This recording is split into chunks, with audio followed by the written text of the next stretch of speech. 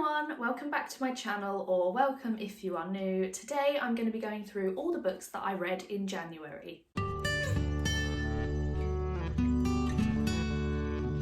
January was a great reading month for me. I read 10 books. I didn't rate any of them less than 3 stars, so that is a big success for me. I'm definitely going for more quality over quantity this year. I have set my reading goal as 100 books for the year, which I have done every year.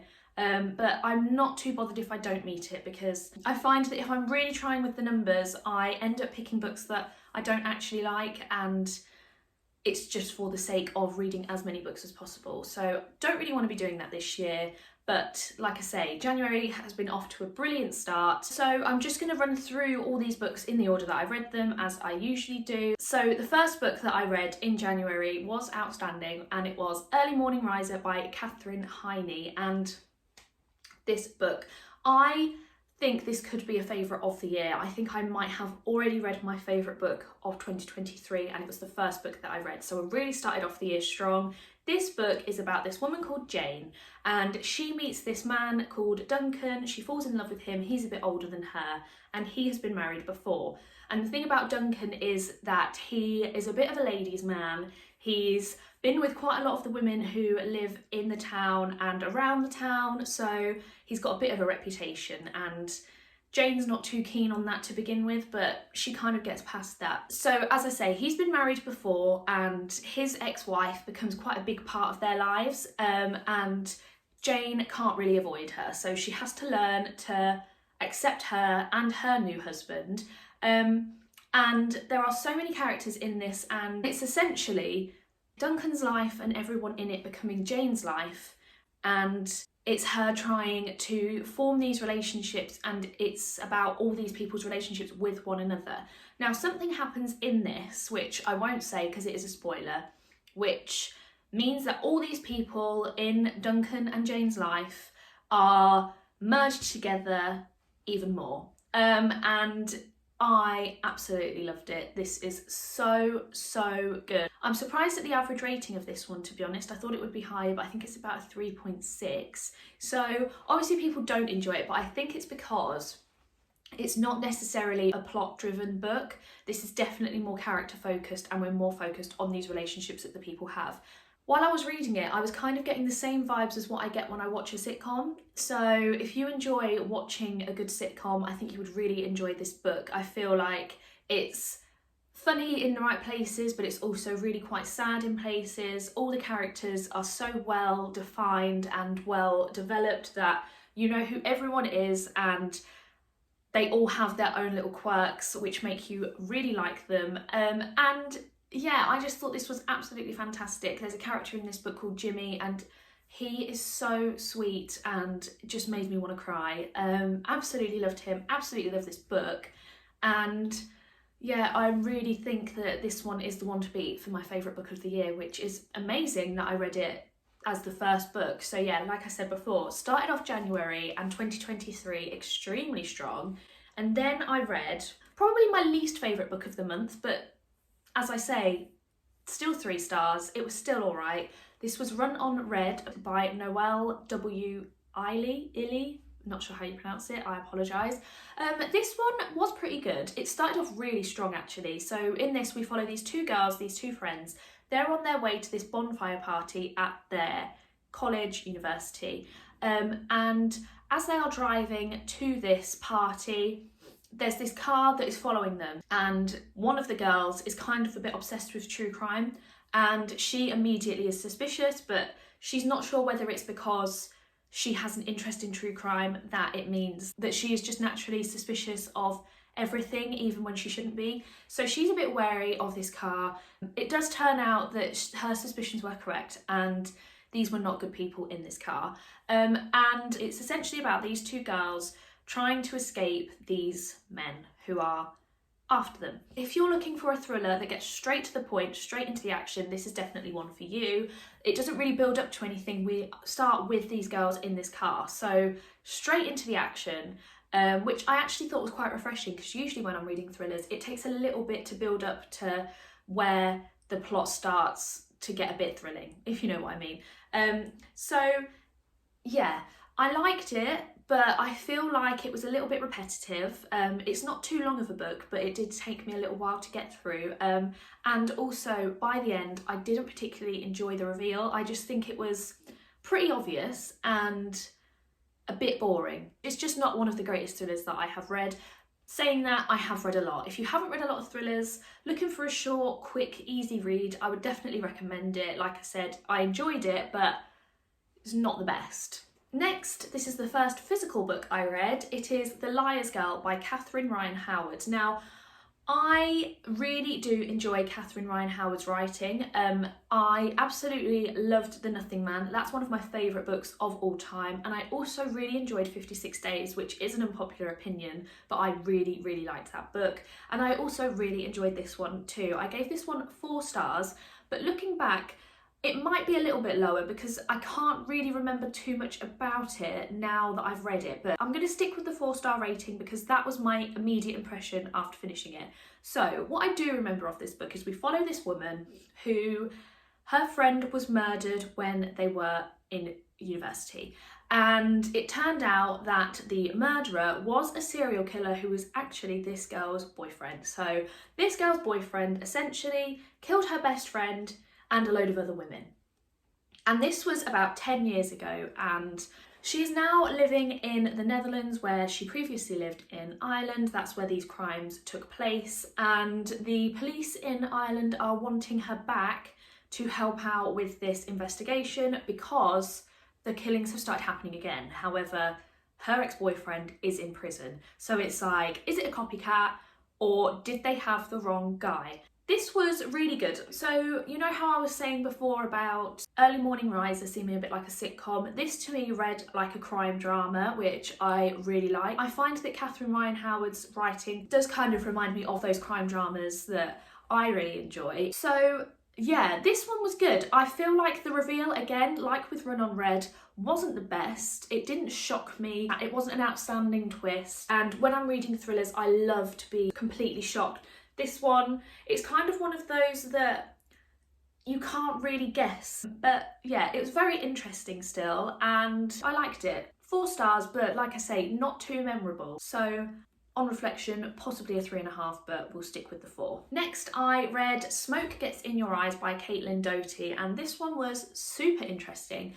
I don't typically rate non-fiction, but I think I might start because I used to have the opinion of, well, how can I compare a non-fiction book to a fiction book that I have read? But then I don't really compare books that I'm reading when I'm giving ratings anyway. I base my rating on that book at that specific time, not, oh, how did that book compare to this book that I gave 5 stars? Or how did it compare to one that I gave 2 stars, if you understand what I'm saying. So I think if I was going to rate this, it would be a 4-star. This is about Caitlin, obviously, who is a mortician, and she gets a job in a crematorium at the age of 23.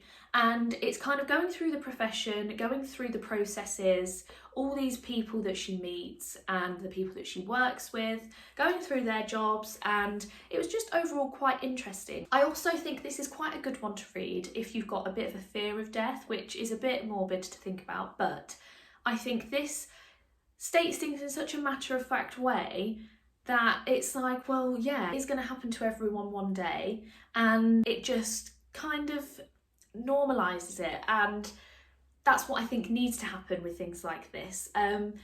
Very interesting, and I do think it is a very educational book.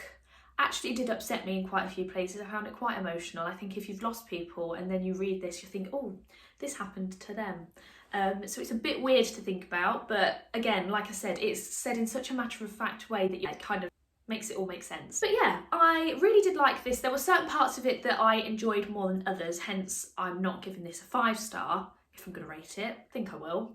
And that's why it's going to be a 4, but I really liked all of the people mentioned in here. There are some really interesting stories that Caitlin experienced, and she's also a YouTuber, so I imagine you might know about her already. If you don't, watch some of her YouTube videos because they're actually very interesting. But yeah, this would be a 4-star if I'm going to rate it. I found it really interesting, and like I said, if you've got any kind of fear of death, I'd give this one a go because I think it would really help.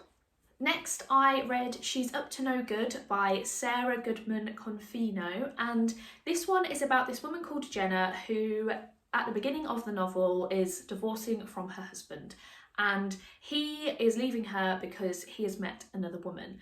Now, she goes back to live with her parents, and her grandmother is going back to her hometown on this road trip, and she's going to go on her own. So our main character decides to go with her. She doesn't want her to be on her own, and they kind of treat it like a little getaway, and she can kind of forget about everything that's going on in her life.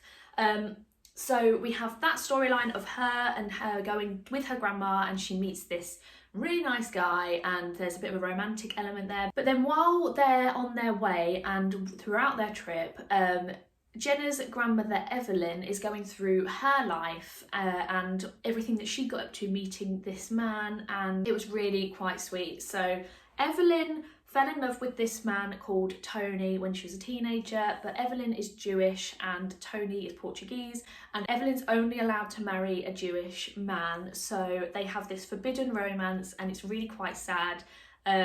So we go through the story of their love and obviously how they tackled all these obstacles that were put in front of them, but then also how she met Jenna's grandfather and all of that. And yeah, it was really quite sweet. There were lovely family dynamics in here, and then we obviously had Jenna meeting this man from her grandma's hometown, and they really hit it off. So we have this romantic subplot which was pretty sweet. This one, again, another 4-star. I thought this was really nice. I think if you're looking for a good contemporary with some historical elements to it, I usually really enjoy a dual timeline, and I think because this one is following a grandmother and granddaughter, it makes it even more interesting. And it was nice to see Jenna's reactions to everything that her grandma got up to, because it was things that she never knew about her grandmother. So yeah, this one was really sweet, a really nice contemporary story. If you are in the mood for something like that, I would definitely recommend this one. Next up, we have another 4-star, and it is The Weight of Blood by Tiffany D. Jackson. I love Tiffany D. Jackson's writing. I've mentioned that before on this channel. I think she is a fantastic author. This is a Carrie retelling, and it follows this girl, Maddie, who is in this southern town in America, and she is pretending to be white at this school. She is white passing. Her dad is forcing her to pretend that she's white, and one day it is raining and she's outside at school and her hair becomes frizzy, and then everyone realises that she is black. She gets bullied, and it's just not nice. This was a really good Carrie retelling. I actually didn't particularly like Carrie. That's probably my least favourite Stephen King that I have read, but I really enjoyed this one. I feel like this took all the good elements from Carrie and Tiffany D. Jackson really made it her own. There were parts that I really disliked in Carrie that were kept in here, but then there were also some parts that I would rather have stuck in here. I think if you've read it, you might know what I'm talking about, but certain things happened and I was like, oh. But yeah, this one is brilliant. It's absolutely fantastic. It's focusing more on race relations, and it's just brilliant. If you liked Carrie, read this. If you didn't like Carrie like me, still give it a go, because I think you might enjoy it more. Next up, I read Acts of Desperation by Megan Nolan, and this was another 4-star. This follows an unnamed narrator, and she falls in love with this guy called Kieran, and she becomes absolutely obsessed with him, and he's really nothing special. He's not really a very nice person, but she becomes consumed by him and goes to extra lengths to keep him, and it's just very toxic. He's not nice to her, but she's so in love with him. We go through all of what she is willing to do just to keep in this relationship, and some of it is not nice at all. We go through a lot of discussion with her and her relationship with food. We go through her harming herself, and it's just in general quite dark. Like I said, Kieran's really not a very nice person, and it is quite nice to see that she kind of comes full circle in realising that he really isn't right for her. Kieran also is in love with this other woman, and she's a massive part in this book, even though we never actually meet her. yeah, she just becomes completely obsessed with Kieran and everything about him, and it was very interesting. And I think it's interesting that we have her as an unnamed narrator as well, because it is very clear that this is all about the obsession with Kieran. And yeah, it is very, very interesting. I would definitely recommend. The writing style reminded me a little bit of Sally Rooney. If you like Sally Rooney's writing, then I would definitely try this. But I would say it's not for everyone. I feel like you're either going to like it or you're going to hate it. It's a bit of a Marmite book. It's quite short. It's under 300 pages. I didn't particularly like the ending. I really wanted more for our main character by the time we got to the end. So that's the thing that let me down a little bit. But I do really feel like this could be actually quite a relatable book for some people.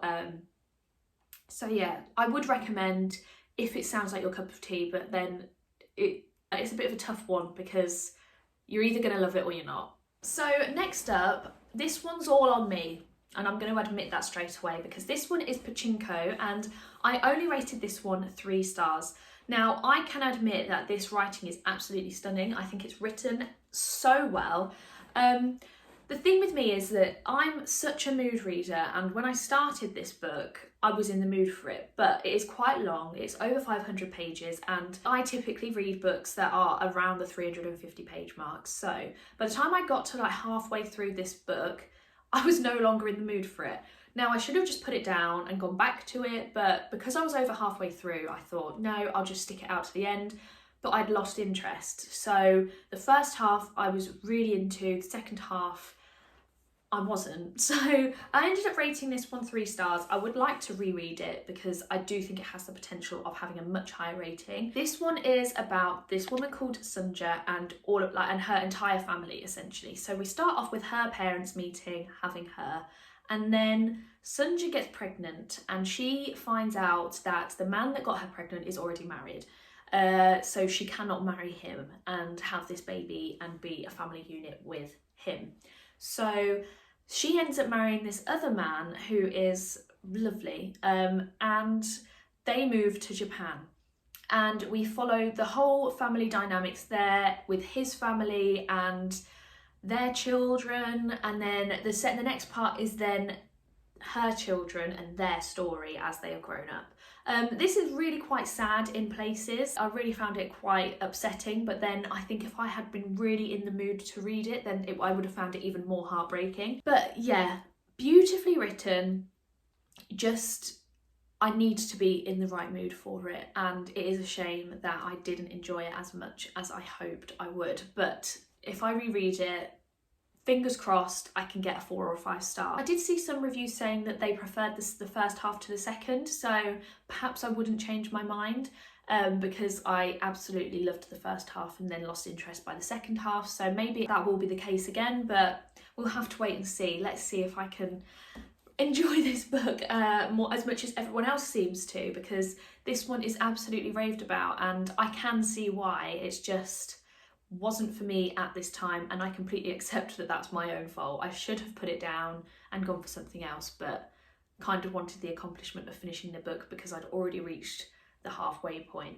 Next up, I read a book called The Goslin Girl by Jacqueline Roy, and this one was actually really quite good. This one's about this woman who killed someone when she was a child. She ends up in this home at first for protection and then goes into young offenders, and then she is released from prison when she's in her early mid-20s. I'm not quite sure, but she's in her 20s anyway, and she is released, and it is all about her life as this new person with a new identity, and she comes across someone that she was in the young offenders with, and it is them forming this new friendship again, and a lot happens. I will say this is split up into different parts. Part 1, I thought it was just okay. It was this woman finding this new life. You kind of wanted to know what happened to her. And then part 2 hit and something happened which changed the whole route of where I thought the story was going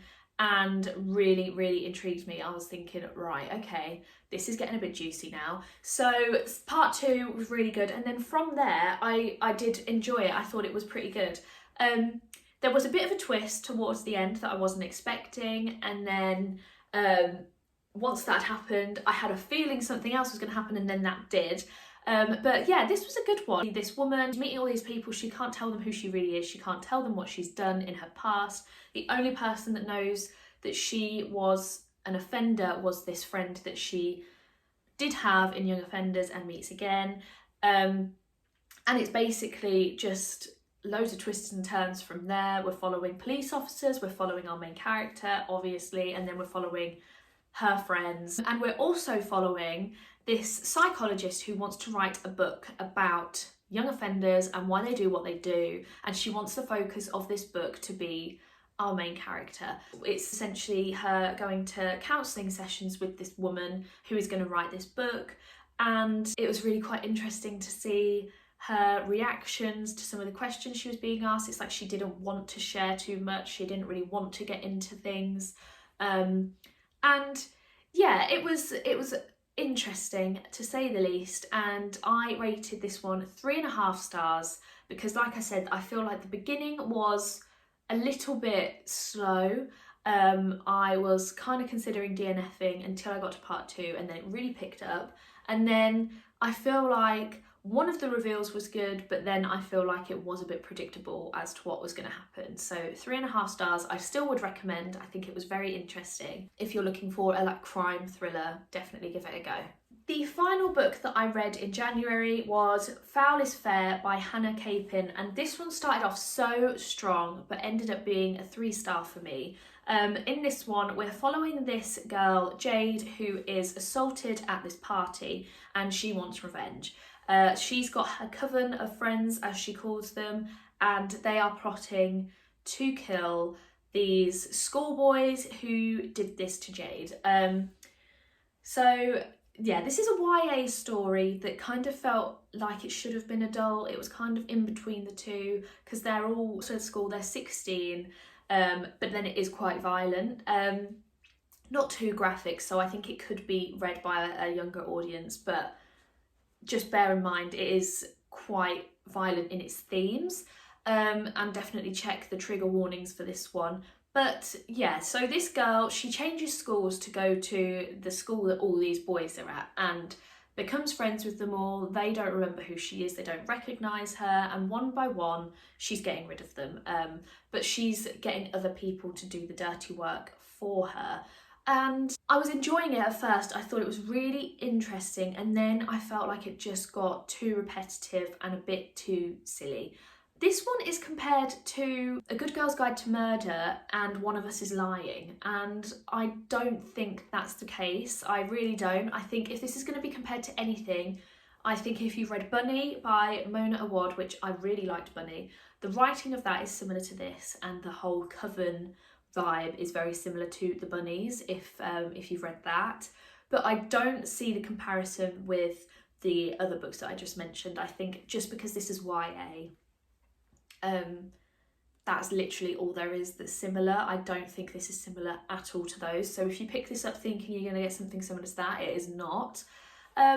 But yeah, the beginning started off so strong, I was so intrigued, and then that intrigue just dwindled and dwindled until I got to the end. There are some interesting characters in here, but I just feel like it got a bit too repetitive. I would have rather it have been a bit more interesting than it was, unfortunately. But like I said, still 3 stars. I still liked it somewhat. So if you're looking for a revenge story that's kind of similar to Bunny but YA, give this one a go. Those are all the books that I read in January. I really hope you enjoyed this video. If you did, please like and subscribe. All my social media are down below, and I will see you in the next video. Bye!